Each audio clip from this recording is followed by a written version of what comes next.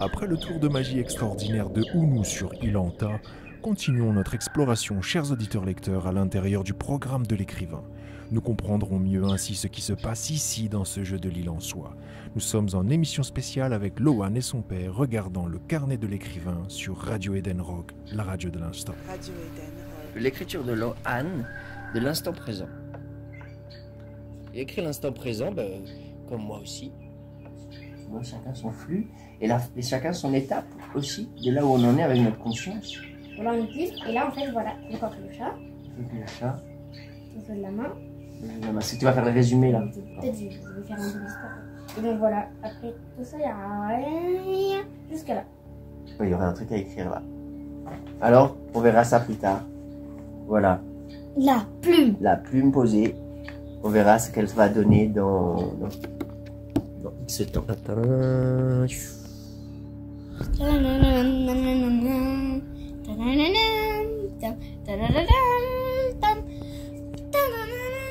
Un grand quiz Radio Eden Rock. À savoir, qu'est-ce que Loan va écrire à cet endroit dans son carnet à la page 22. 22. Tanin. Voilà. On est sur Radio Eden Rock, la radio de l'instant. J'ai commencé avec mon premier enfant qui a 10 ans, Loan, à écrire nos instants, nos jeux, à voir comment cette chose émerge, à observer comme un scientifique cette chose invisible qui nous habite tant.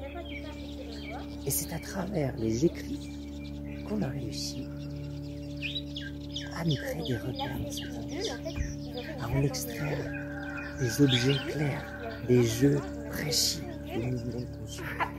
Loan fait avancer l'écriture de ce livre que j'ai nommé La légende de la Terre ou l'amour autour d'une salade, avec ces deux titres, pour définir justement cette notion de grande salade où tout le monde met sa sauce comme il veut et qu'on appelle amour.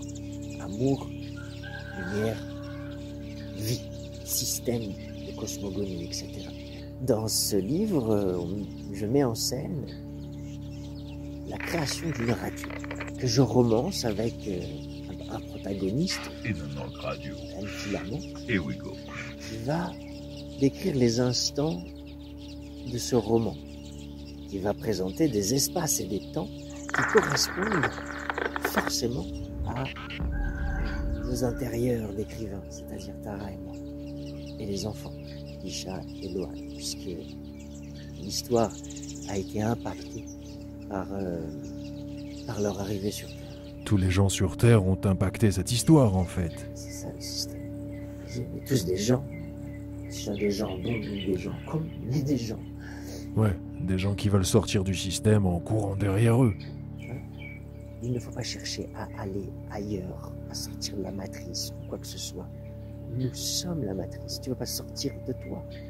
Tu es ton système, ton propre système.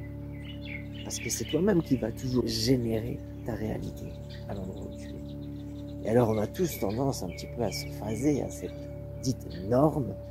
Puis c'est normal, hein, d'ailleurs. C'est la norme du mal, mais tout le monde est OK avec ça. Nous sommes en enfer. Et ça aussi, ça veut dire quelque chose. Nous sommes composés de ce fer. Avec nos mains, on a fait des trucs merveilleux avec le sang composé de fer. On a fait des choses merveilleuses, on a fait des mains capables de faire moduler son espace, sa réalité. Et alors, tu vas commencer à déplacer des objets, faire que ça avec tes mains. Tu fais comme ça, tu fais comme ça. Et tu es plus là à simplement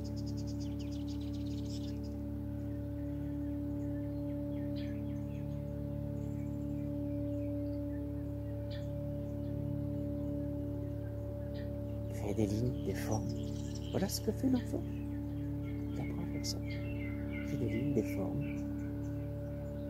On est dans la jungle là, on est en plein champ de bataille si on peut dire. La métaphore est ainsi, même s'il n'y a pas à aller au front, mais à aller au cœur de cette bataille. Pour comprendre c'est quoi, cette bataille en soi. Et la matrice permet ça. de vivre la désincarnation pour enfin s'éveiller et dire waouh, I'm alive. C'est la vie. Voilà, on est sur Radio Edenron, la radio de la... Au même moment, Jilo, dans la dimension des lutins, reçoit une goutte sur son front. Elle se met soudainement assise sous la pluie en gardant les yeux fermés. Tous les lutins font alors immédiatement un grand cercle autour d'elle, la protégeant avec une feuille de songe. Diawana rejoint Jilo et s'assied face à elle. Ils commencent à respirer en 3 temps ensemble sur le tempo de la goutte qui tombe sur la feuille au-dessus de leur tête. Les gouttes révèlent maintenant un tempo à 83 BPM. On entend un harmonium en ré, la guimbarde jouée par Hanuman et la guitare de Keisha. Ils se mettent à dessiner avec des mudras les 3 points dont Wanai parlait. Ceux au niveau de la demeure de soi, du cœur et du 3e œil. Ils fabriquent en ce moment une porte énergétique en 3 points, leur donnant accès au 2e processus de cette histoire. Regina Astris. Le silence de la forêt se fait entendre. On entendrait presque l'escargot ramper sur la feuille de songe. Le slogan de la radio vient s'y confondre. Radio Edenron. La radio de la radio. La musique que Diawana a jouée sur les racines de l'arbre Mikazo a rassemblé l'expérience de sagesse de l'arbre Mamu et de Mikazo, l'expérience de la chamane Jilo et celle du pirate Wanai, l'expérience terrienne de Tracy et celle de Ludovic, dans la mémoire de Taraninia, qui se réveille maintenant à côté du feu. Oh, on dirait que c'est son pipi qui l'a réveillée. Elle ouvre les yeux et découvre Diawana 10 ans assis enfin en face d'elle. Un peu surprise, elle pousse un petit cri. Diawana la rassure. N'aie crainte, je viens de ton rêve et tu viens du mien. Nous avons réussi à nous attirer comme des aimants, Tara. Sokorom. Tara regarde au loin pour voir si Grand Papouk Dolk dort encore de l'autre côté du lac. Rassure-toi, Grand Papouk Dolk est en voyage. Il a pris une substance qui va encore le faire dormir toute la journée. Grâce à lui, nous pourrons voyager sur le dos de la tortue Taïja qui nous attend juste de l'autre côté de la dune. Nous partons rencontrer la tribu Moran. Grand Papouk Dolk, lui, est bien installé à l'abri des cocotiers. Il restera ici à l'oasis avec Isha Raptor pour le protéger. Toi, va te débarbouiller au lac avant notre voyage à dos de notre Vahana. Mais avant toi, j'ai rencontré une petite chamane qui m'a dit que je verrais à mon réveil une forêt magnifique avec une cascade. Où est-elle? La cascade ou la chamane? Bah les deux. La chamane est en toi. Tu vas bientôt t'en rappeler, sois-en sûr. Et pour ce qui est du paysage magnifique, tu vas le découvrir, rassure-toi. Nous devons pour cela créer d'abord l'illusion du déplacement. La tortue Taïja décollera après notre première radio ensemble. Je suis sûr que les lutins sont déjà autour du rocher Seine à nous attendre. Va donc prendre un bain, tu y verras plus clair. Tara se lève un peu gênée et s'immerge dans l'eau du lac. Elle ramasse un coquillage et boit l'eau. C'est à ce moment qu'elle reçoit la mémoire de Tracy, de Jilo et celle de Mamu. Lorsqu'elle sort de l'eau, elle sourit et ouvre ses bras vers les 2 arbres. Elle ressent maintenant la chaleur du soleil qui la sèche. Diawana monte sur le rocher et pisse dans l'eau du lac. Il dit à Tara au loin: Tu entends, Tara? C'est la cascade de ta forêt magnifique qu'on entend couler. Tara ramasse un petit caillou et le jette vers Diawana. Le petit caillou tombe dans l'eau. Les ondes du caillou déforment le corps de Diawana qui se met à onduler. Ils rigolent ensemble de leurs blagues de lutin dans leur corps d'enfant. Un petit papillon se pose soudainement sur le nez de Tara. Elle louche pour le regarder. S'allonge dans le sable chaud du désert. Diawana se rapproche d'elle après son pipi et elle lui dit: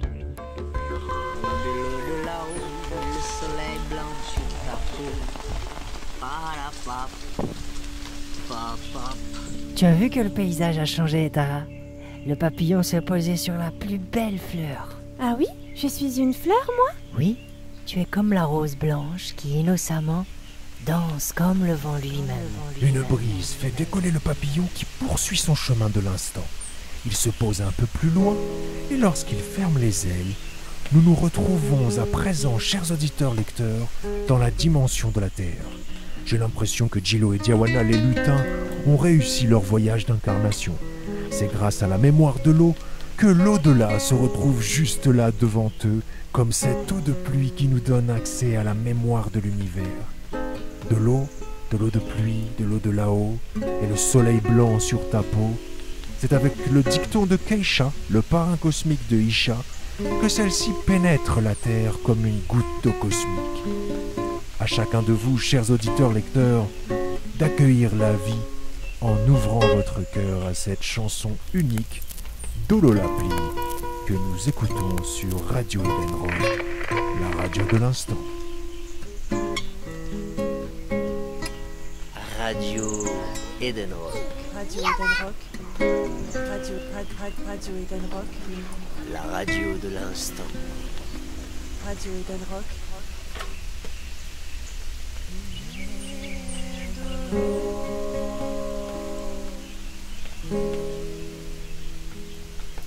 De l'eau, la pluie.